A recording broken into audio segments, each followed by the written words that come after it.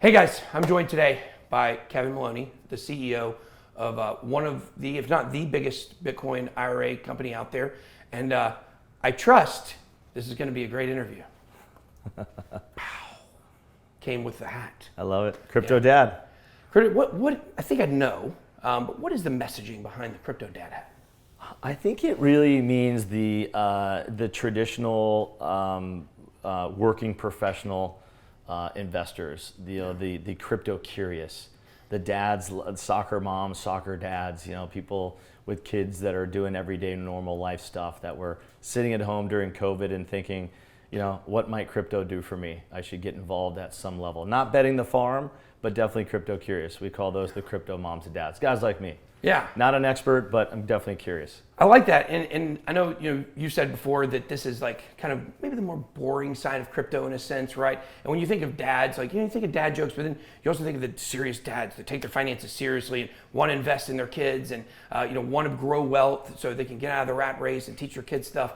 Taking control of your financial future, like that's a crypto dad too. Right. And I think through iTrust, what you guys do with Bitcoin IRAs, I think that kind of fits in within that. Yeah, it certainly does. I mean, we were innovators back in the day. It was 2018-19 timeframe when we kicked off the concept and really figured out how to third-party integrate, right? We're just the on-ramp. We're the front-end software dashboard that allows you to decide if you want to participate in this blockchain economy. And if you believe in the long-term future and you want some tax advantages, then there are some benefits, check with your CPAs, right, et cetera. But there are some potential benefits that you can take advantage of within the confines of a IRA. Yeah, awesome.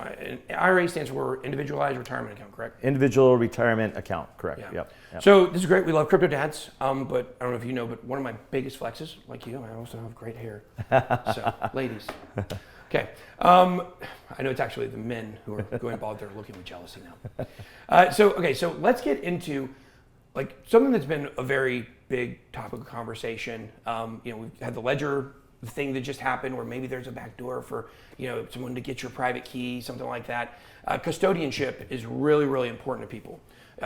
Thankfully, I think the influencer world, education world in crypto has done a much better job since last summer of really putting on the forefront how people should own their crypto and things like that. But that was a reaction to the fall of FTX, the fall of Celsius, the fall of Voyager. And you guys were not swept up in any of that. And I know I talked before we did an interview on this channel with one of your other executives that it was a decision intentionally not to do it because you couldn't figure out how to really get yield to people. And so you stayed out of that game. Worked out pretty well. What are your overall thoughts when it comes to the way that you guys do custodianship as opposed to the lackadaisical way that those exchanges were doing it? Yeah, I mean, certainly, we're not perfect, but we've continued to innovate and iterate based on feedback, and we try to do that quickly and often. So we avoid some of the, debauchery that surrounded FTX and other companies that were well publicized. Maybe good timing, maybe a little bit of good luck, maybe good decisions, probably a combination of all of those things. But we're not out there trying to pick the winners in crypto. We're trying to do some basic due diligence to kind of keep things down the middle of the fairway and let people decide on their own how they want to participate. If they believe in the blockchain economy and they want to participate in that potential in the future and they're investing in the long term and they want some certain potential tax advantages, then we think this is a great way to get involved. People aren't betting the farm. Our investors are traditionally working professionals. They're mature. They've seen multiple cycles. They're not waiting for Elon Musk to mention or tweet about their favorite coin and hoping to get a 10x overnight, right? So certainly we all don't have enough to retire on, and I think people are curious and want to participate. And there's a few ways to do that. Cash accounts and IRA accounts and others. So what we did recently, and it's public information, we announced this back in February, is partnered with Fortress Trust. Mm-hmm. They are a Nevada regulated, state chartered qualified custodian. And we've had 3 custodial relationships since inception, and this is our 3rd. We're excited about it. We think it's better, faster, cheaper, more efficient. We think our clients will benefit from additional safety and security protocols, Type 2, SOC 2 compliance, things like that, and the custody of assets. So they use institutional asset custody holders, and we think that's the way to go. We also think that From a custody relationship perspective, the qualified custodian, the defined term, is something that could really benefit the individuals, right? These are qualified custodians that are bank regulated, state chartered, as I mentioned, and the assets are held off balance sheet. They're not lent out. They're not commingled. They are completely off balance sheet, held one-to-one in an account, segregated for the clients. And so if you do that with a qualified custodian, by law, they cannot commingle or lend or utilize or rehypothecate your assets, which is key. And I think if people knew that there is a really good framework out there to get involved, it may give people a little bit more safety, security, peace of mind. And if we're all acting in a more transparent fashion, we're all looking for a little bit of regulatory clarity. You're doing a great job and others are doing a great job on the educational side, right? We're all stepping up our game. I think between regulatory clarity, which is coming, I think between the access to information, which is valid and pointed, and also we always recommend do your own due diligence as well. I think all of those things will allow people to participate with a little bit more sense of security. I think we did a bad job over the last year and we lost a lot of credibility in the marketplace. Not iTrust, I'm just saying the industry in general. Well, I think a lot of us did a bad job of really hammering home self-custody. And I think it was because ease of use of the exchanges is so much higher than learning how to custody everything on your own, which is kind of how we ended up in the banking crisis we're in, if you think about it. So you say that you guys don't commingle funds. Would you say that you guys are the middle school dance of custodianship? Yeah, you to your side, you to your side, never to mix. Right. I mean, we've always taken a conservative approach. We've always leveraged. I mean, you have to. The ERISA Act of 1974 says that you have to third party, hold and custody assets for people. Now, you can't hold art and collectibles in your IRA account, but you can do securities, private equities, real estate, and digital assets.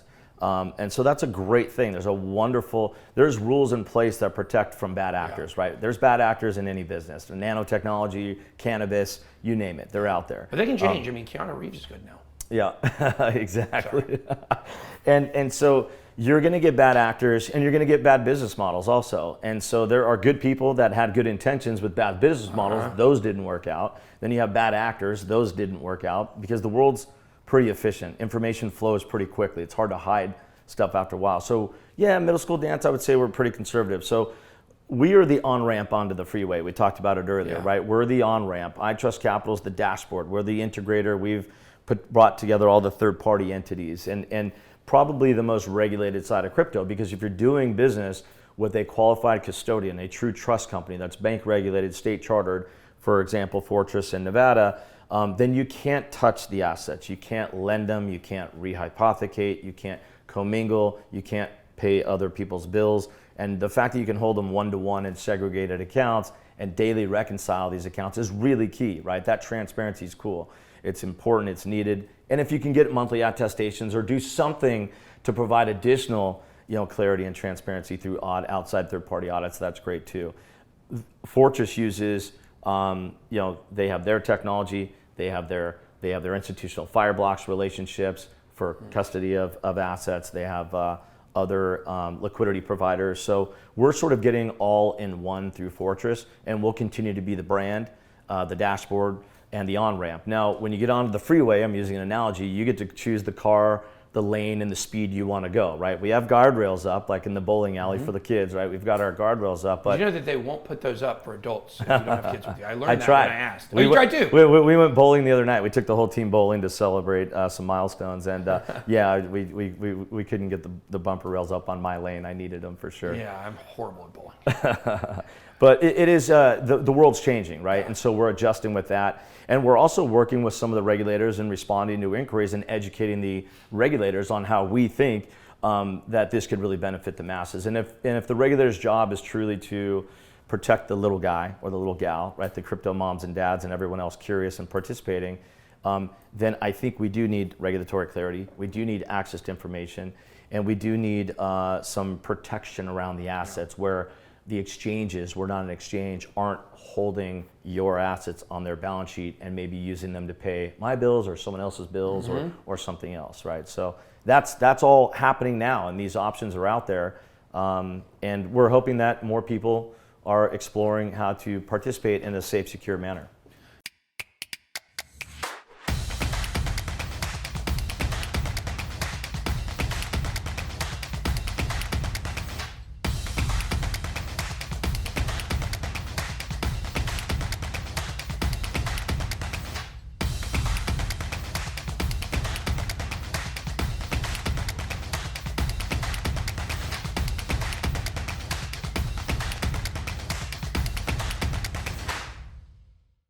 Yeah, I think that you said a lot there, and I think one thing that really stands out to me is as I'm listening to you talk, and I'm thinking about the way that you guys approach regulation and the way you guys approach, obeying the law, is very interesting in the world of crypto, because one of the reasons why a lot of these crypto exchange companies were able to run so unchecked is because they had to be regulated outside the United States because there's no clarity here for them to get regulated. Right. And then of course, it's kind of like if, every single day, if you're having trouble paying your bills, but you're going into work and there's $100 bill sitting on the desk every single day, and that's what you need for your water bill. Like eventually, maybe you might think about taking it because you got your water cut off, right?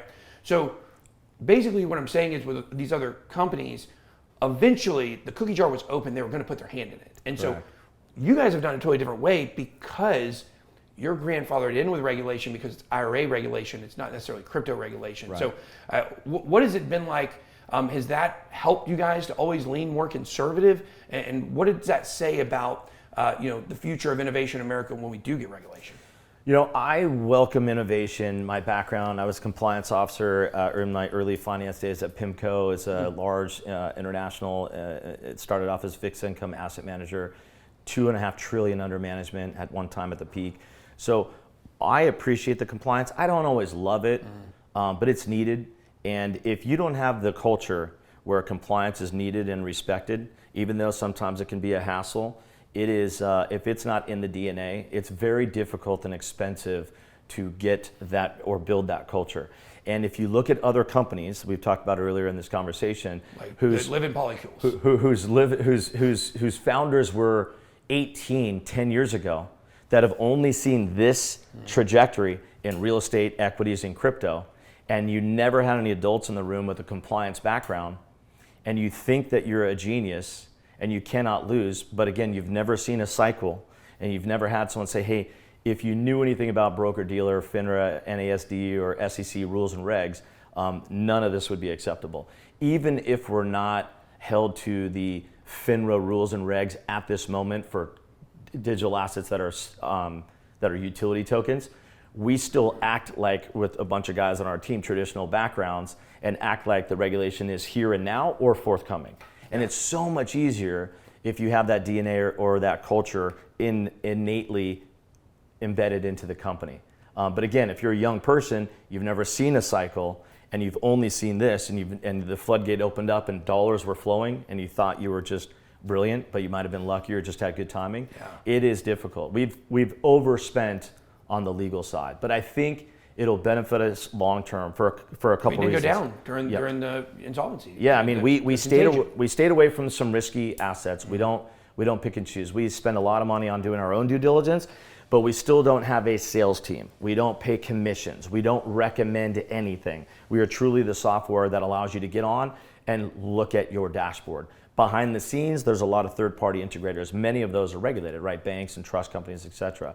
Not a lot of regulation in crypto. I think it's coming. We welcome it. I sat on a panel with a former SEC person.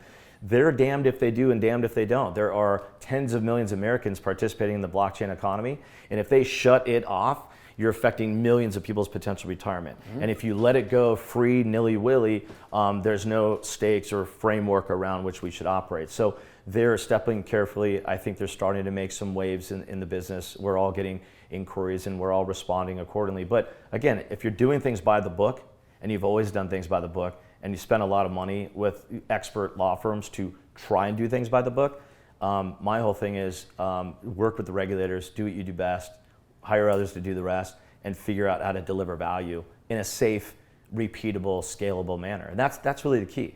It's not rocket science. Yeah, it's not. I think that, for those of us that have been in the space for a long time, like you knew we were going to eventually get to this spot where the regulation was going to come in, and Gary Gensler says it's going to be a few more years. Yeah. I don't think Gary Gensler is going to be in charge of that regulation. Yeah. But we'll see what happens. I mean, there's already precedent with the library case that secondary market is not securities, but it is what it is. He's going to go down trying. Speaking of going down, we're running out of time in this interview, but one thing that's happened recently over the last few months, not just the crypto insolvencies and contagion, started seeing it in the banking world. Yeah. So for somebody who is sitting there looking at their bank, let's say it's a community bank, regional bank, it's not Bank of America, not Chase, and they're saying, I just don't really trust my money in this account. The banks are commingling funds, they're leveraging all your stuff, they're taking advantage of you. Is iTrust a good place where people are looking to kind of hedge their value to say, okay, you know what? I'm going to take part of my money off of my bank account, I'm going to take it out of my savings account, put it in a Bitcoin IRA, and let it sit. Do you think that's something people could do as kind of an alternative to letting their money sit in the bank?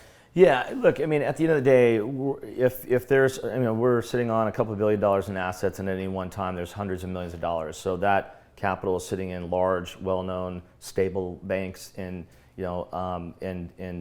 insured accounts or short-term U.S. Treasuries, money markets, right? Very safe, highly liquid, short duration, assets.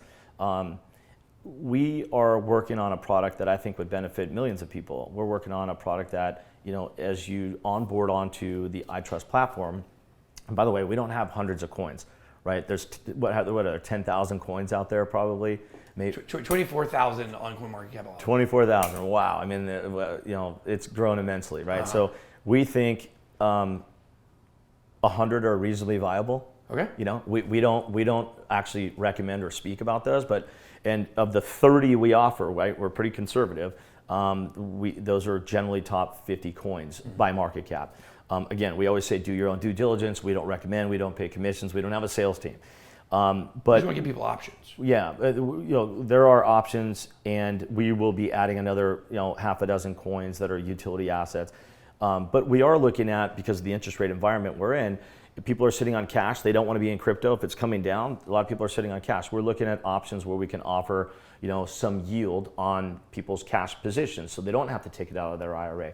IRA money, if you service it well and don't overcharge it, is generally pretty sticky, loyal money. Again, if you service them well, give them access to real people during reasonable business hours in the U.S., and you give them access to some peace in security and peace of mind, is key. And if they're sitting on cash and it's a real hassle to transfer in and out of either IRA accounts, we think that there's a way to generate some yield for these people and share that yield with them and the trust company, of course. That's how trust companies make money, is generating yield. So yeah, I think that it's an option.